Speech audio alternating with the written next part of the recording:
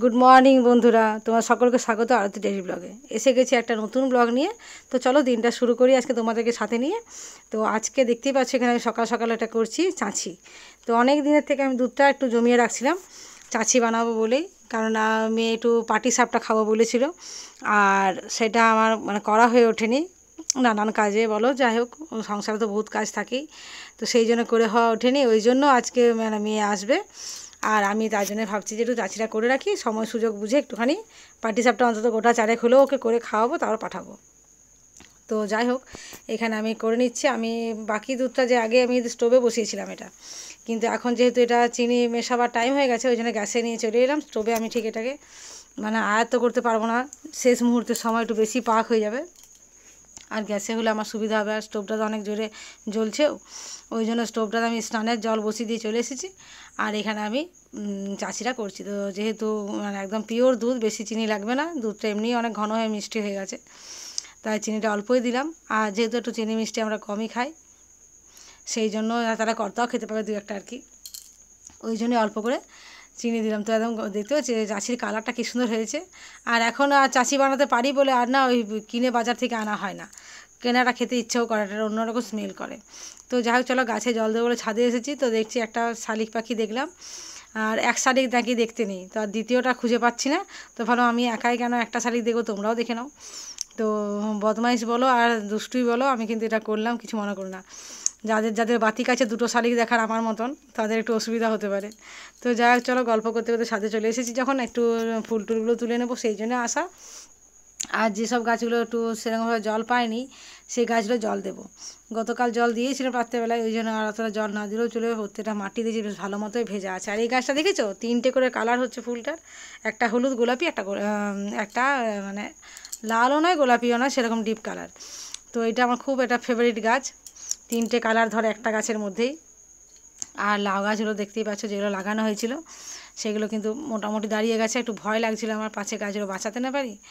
তো এই দেখো বেশ সুন্দর কিন্তু হচ্ছে লাউ, লাউ না কুমড়ো, লাউ বলা হয়ে গেল না, কুমড়ো গাছ। তো দেখা যাক এখন, যে কিছু না হলেও ডগাগুলো পাতাগুলো তো খাওয়া হবে, কুমড়ো ধরুক না ধরুক।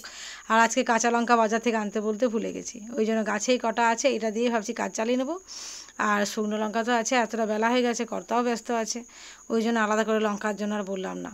যেহেতু একবার বাজারের কথা কী কী আসবে না সব বলে দিয়েছি, দ্বিতীয়বার আর বলতে ইচ্ছে করলো না। তো চলো গাছের গোড়ায় কটা ঘাস হয়েছে, সেই সঙ্গে তুলেও নিচ্ছি, ভালো গাছের গোড়াটা পরিষ্কার করে দিই একটু, একসাথে কাজ হয়ে যাবে। আর এই গাছেও বেশ কয়েকটা শুকনো লঙ্কা লাল হয়ে গেছে একদম। একটা লঙ্কা দেখতে পাচ্ছ নিচে পড়ে আছে, এটা আমি ছিঁড়ে ছিঁড়ে এখানেই বীজ ফেলে দেবো। এই গাছেরই লঙ্কা পেকে নিচে পড়ে আছে, টবের মধ্যেই পড়ে গেছে। তো যাই হোক ওটা চলো একটু ওটা ছিঁড়ে ছিঁড়ে মিশিয়ে দিই। আর কয়েকটা লঙ্কা বেশ অনেকগুলো হলো, আমার তো লঙ্কা বেশি ঝাল কেউ খায় না, মোটামুটি আজকের দিনটা চলে যাবে, কাল তারপর আনা করাবো। তো নিজের গাছের জিনিস দেখতেই পাচ্ছ, একটা হোক দুটো হোক ধরবে, নিজের হাতে তুলবো, এটা যারা লাগাও গাছ তারা ঠিক বুঝতে পারবে এটার একটা কী আনন্দ।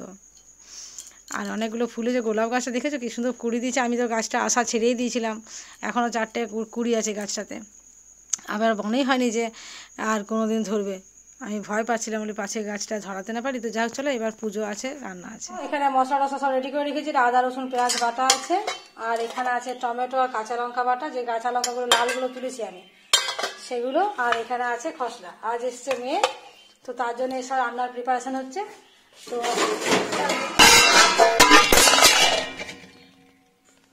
তো সব কিছু পড়লো আমার ফোনটার উপরেই পড়লো, বাসন যা কিছু হয়নি ক্ষতি, ফোনটা হাত বুড়ে দেখছি। তো এখানে চিকেন আছে, চিংড়ি মাছ আছে, এগুলো আমি এখন একটু পরিষ্কার করে নেব, পরিষ্কার করে তারপরে যাবো স্নান করতে, এখনো স্নান করিনি, এগুলো ম্যারিনেট করে দিয়ে যাবো। ইঁচড় এনেছে, ইঁচড়টা করবো কালকে, ইঁচড় চিংড়ি বানাবো কাল, আজকে চিকেনটা হচ্ছে হোক।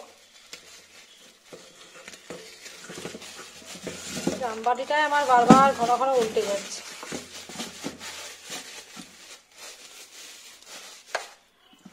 চলো একটু পিসগুলো পরিষ্কার করে নেবো, পরিষ্কার করে এগুলো ধুয়ে নেবো একটু। ভালো মাংস এনেছে, তো যাই হোক চলো আগে চিকেনটা ধুবো, তারপরে চিংড়ি মাছটা পরিষ্কার করবো। এটাতে চিংড়ি মাছ আমি 100 বলেছিলাম, তবু এত চিংড়ি মাছ কে খাবে, ছেলে খায় না, মেয়েও এসে চলে যাবে আবার। এখানে আমি ভাত বসিয়ে দিয়েছি, আর আগে চিকেনটা বসাচ্ছি, কারণ চিকেনটা করতে সময় লাগে। বাকি রান্নাগুলো অন্য ছোটো কড়াই করে পাশের গ্যাসটায় করে নেব। তো আগে চিকেনটায় বসালাম, কারণ এখন একটু দেরি হয়ে গেছে আজকে। আজ একটু পুজো টুজো করলাম, আর একটু যেহেতু অনেক কাজ গুছিয়েছি, যার জন্য ব্লগটাও তখন করা হয়নি। আর যাই হোক, এখন আমি বসিয়ে দিয়েছি চিকেন রান্নাটা, আর একদিকটা ভাত। বাকি সবজি এখনও বসাইনি, পরে বসাবো, তখন এক পাশে চিকেনটা সেদ্ধ হতে হতে বাকি রান্নাগুলো এমনি এমনি হয়ে যাবে।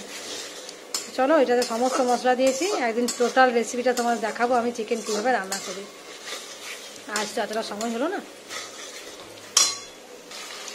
আজকে চিকেনটা দিয়েছি গোটা গোটা আলু, আর কর্তার জন্য দিয়ে দেবো কয়েকটা টুকরো গাজর। যেহেতু আলু খাবে না, তাহলে ওকে গাজর কয়েকটা দিয়ে দেবো। আলুটা গোটা গোটা দিয়েছি বলে একটু আগের থেকে দিয়ে দিলাম।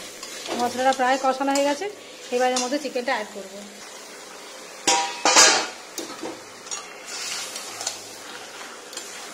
হলো, চিকেনটা মশলার মধ্যে ভালো করে মাখিয়ে নিব।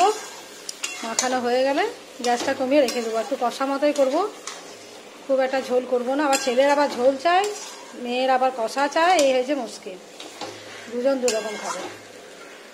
তো একটু মিডিয়াম রাখার চেষ্টা করি, যাতে কারো রাগ না হয়। না করবো একদমই শুকনো ড্রাই কষা, আর না করবো একদম তেল ফেলে ঝোল। তো যাই হোক, দুটোর মাঝামাঝি রাখার চেষ্টা করব। তোমরা কারা এরকম সমস্যায় পড়ো আমার মতো অবশ্যই জানাবে। বাড়িতে দুটোই মূর্তি, দুটোই চাই দুরকম। ওর বাপির আমার কোনো ব্যাপার না, যা হোক কিছু হলেই হলো। এখন ওদেরকে দেখতে দেখতে আমাদের ব্যাপারটা সব পেরিয়ে যাচ্ছে আর কি। চলো, এটা প্রায় হয়ে যাবে এক্ষুনি। আমি এবার অন্যান্য কাজগুলো সারবো, কষা হতে থাকুক।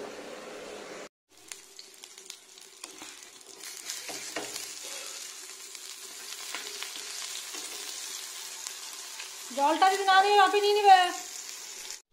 এখানে রান্না করলাম সজনে ডাঁটা আলু দিয়ে পোস্ত, আর একটা চচ্চড়ি বানাবো সজনে ফুল আর বেগুন আর কুমড়ো দিয়ে।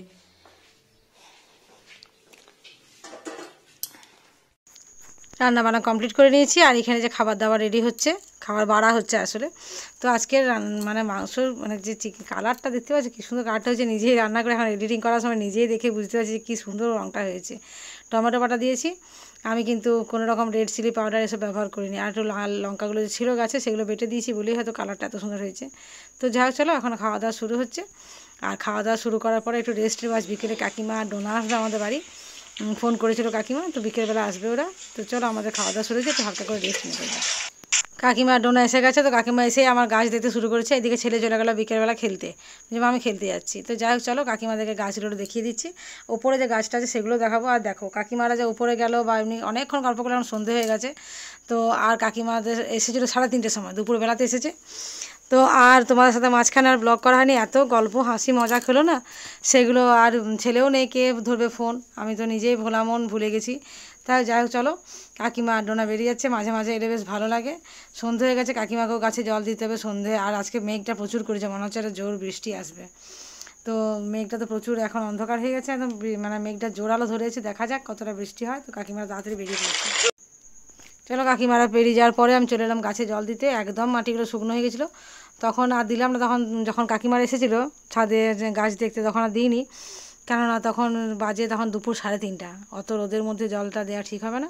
তো আমি একটু অল্প অল্প জল দিয়ে দিচ্ছি গাছগুলোতে। আর টবের মধ্যে গাছ, তারপর ছাদে একটু দুবেলা না জল দিলে এই গাছ বাঁচানো মুশকিল। আর গোলাপ গাছগুলো তো আমার এমনিতেই ভীষণ ফেভারিট গাছ, এগুলো নষ্ট হতে দেওয়া যাবে না কোনো অবস্থাতেই। তো চলো গাছগুলো জল দিয়ে নিই। চলো, এখানে আমি সন্ধ্যেটা দিয়ে দিয়েছি, আর এরপরে আমি একটু বসবো গানটা নিয়ে। চলো, ঠাকুর ঘর দরজা লক করে দিই। মনের মধ্যে একটা সন্দেহ ছিল যে আজকে প্রচুর বৃষ্টি আসবে। তো যথারীতি এসেওছে, একদম দুর্যোগ সহকারে বৃষ্টি এসছে, মানে প্রচুর বৃষ্টি, প্রচুর দিয়ে চারিদিকে জলে বৃষ্টিতে ভেসে যাচ্ছে। ওই গাছটা তো তুলে দিয়েছি, আমার ভালো গাছটা। আর গাঁদা গাছগুলো বৃষ্টি পড়তে পড়তেই কর্তা আমি দুজন মিলে এগুলো তুলেছি, কেননা নাহলে এত ভারী, এমনি বড় বড় ফুল জলে ভারী হয়ে গাছ মটকে যেত ফুলের ভারে। তো সেই জন্য তাড়াতাড়ি তুললাম, আর এগুলো তোলার সময় হলো না। তো যাই, চলো এখন সন্ধেবেলা এখানে রুটিটা মেখে নিচ্ছি। আটা মেখে, সন্ধেবেলা না সরি, বৃষ্টি ছাড়ার পরে। প্রচুর বৃষ্টি হয়েছে, আমি ভয়ে রান্নাঘরে আসিনি। এসেছিলাম, ফোনটা সেইমাত্র নিয়েছে, এত জোরে বাজ পড়েছে, ফোন আমি রান্নাঘরে ফেলেই পালিয়েছিলাম। তখন দুর্যোগ কেটে যাওয়ার পরে এসেছি রান্নাঘরে, এখন কটা বাজে আমার ঠিক খেয়াল পড়ছে না। তো যাই হোক চলো এখন রুটিটা করে নিই। আর ছেলে দেখতে পাই এখানে সিটি বাজাচ্ছিল। এত বদমাশ ছেলে, সারাক্ষণ শুধু ডিস্টার্ব করে এই কাজ আমাকে। তো যাই হোক চলো এখানে আলু ভেজে নিচ্ছি, তো আলু আর ক্যাপসিকাম ভাজবো, রুটিও হচ্ছে। তো একদিকটা রুটি হতে হতে আগে বলছিলাম যে আলুটা চট করে কেটে নিলাম, মেয়ে আর আমি দুজনে মিলিয়ে। ও হেল্প করলো, বলছে মা আমি কেটে দিচ্ছি। তাহলে আলু আর ক্যাপসিকাম এখানে ভাজা হচ্ছে, এটা হতে হতে তারা রুটি হবে আর এটা সেদ্ধ তখনকে হয়ে যাবে। এখন কিন্তু বাজে 9:30 বেজে পেরিয়ে গেছে। তো যাই হোক চলো আর এক্ষুনি খাওয়া দাওয়া হবে, আলুটা সেদ্ধ হতে হতেই ভাবছি মানে খাওয়ার টাইমও হয়ে যাবে ঠিকঠাক করে। তো যাই হোক চলো আলু ভাজাটা কমপ্লিট, আর এদিকে আমার রুটিও হয়ে গেছে, দুজন মিলে করে নিলাম আমি আর মেয়ে, ওই জন্য একটু তাড়াতাড়ি হয়ে গেল। আর আলু ভাজা ক্যাপসিকাম দিলে কিন্তু দারুণ লাগে খেতে, শুকনো লঙ্কা ক্যাপসিকাম দিয়ে তোমরা একটু বাড়িতে ট্রাই করে দেখবে আলু ভাজার সাথে ক্যাপসিকাম দিয়ে কীরকম লাগে। হয়তো তোমরা খেয়ে থাকবে, কিন্তু আমারটা বললাম আর কি, আমাদের খুব ভালো লাগে, সবারই প্রিয়। মেয়ে এসছে না, ও একটু এসে তদারকি করতে ভালোবাসে, তখন নিজেই ভেজে তেজপাতা দিয়েছে, শুকনো লঙ্কা দিয়েছে, গোটা জিরে দিয়েছে, এসব দিয়ে ভেজেছে। তো চলো এখানে খাওয়া দাওয়া শুরু করে দিচ্ছি। কর্তাও এসে হাজির হয়েছে রান্নাঘরে। খাবার টাইমে আমাদের কিন্তু একটা সিস্টেম আছে, যে যার এসে থালা নিয়ে চলে যাবে, থালা পৌঁছে দেওয়া যাবে না। যদি রান্নাঘরে খায় তো সেটা ঠিক আছে, দিয়ে দিলাম, কিন্তু সবাই টিভি দেখে দেখে খাবে, কে পৌঁছাবে বলো? তো এটা একটা ভালো সিস্টেম, যে যার এসে খাবার নিয়ে যাবে, আবার খাবার পরে থালা যে যার তুলে নেবে। তো যাই হোক চলো এখানে খাওয়া দাওয়া শুরু হয়ে গেছে। তোমরা যারা এখনও ব্লগটা সাবস্ক্রাইব করে দাওনি একটু সাবস্ক্রাইব করে দেবে। আর কীরকম লাগছে ব্লগ অবশ্যই কমেন্ট করো, তোমাদের কিন্তু কমেন্ট আমি পাচ্ছি না, তো একটু কমেন্ট করলে ভালো হয়, আমারও একটু উৎসাহ বাড়ে। তোমরা একটু কমেন্ট করবে। আর আগামীকাল দেখা হচ্ছে নতুন ব্লগে। Good night.